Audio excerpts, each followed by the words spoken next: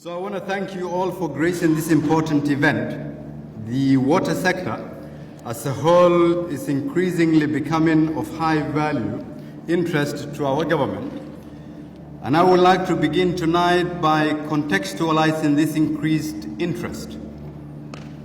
When we took over the administration of this country, we decided to focus our energies and synergies on the economic reform agenda. Aside from the obvious benefits, this was the most developed sector, and we had a clear vision as to the direction we wanted to steer the country. The economic reform embraced fiscal austerity that impacted on all other sectors, in particular the security sector. The security and justice sector reform was also born out of this need.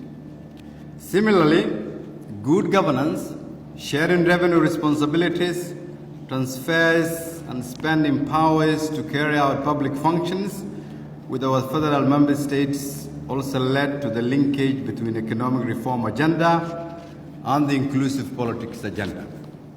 Our reform path has ultimately led us to service delivery. In order for us to sustain the benefits of our reforms, to grow our economy, to improve key sectors, and most importantly, to enhance government legitimacy, it is inevitable that we also give due attention to the reform of the social service sector. While this sector is wide and will require critical attention, whether it is in regard to education or health, I have zeroed on water as it unlocks the most potential in the immediate term. In order to fully appreciate how significant water is in Somalia's reform and resilience efforts, I present to you a brief background. First, out of Somalia's estimated population of 15 million roughly, only 24% of the population is able to access improved water sources, one of the lowest in the world. Interestingly, the estimated available water in the country is 14.7 trillion liters, while our natural withdrawal rate is estimated at 3.3 trillion liters. I'm sure the reasons are obvious to many here tonight, least of which is inadequate infrastructure and poor quality of water supply systems. But what is very clear is that water is not entirely scarce, but infrastructure, institutions, and systems are lacking. A joint study between the federal government of Somalia and the African Development Bank in 2014 identified the gaps in the water and sanitation sector as limited infrastructure and weak institutional capacity.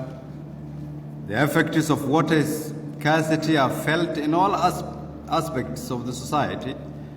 It is a major impediment to our economic growth and recovery initiatives, as it denies us the opportunity to maximize output in agriculture, business, and livestock.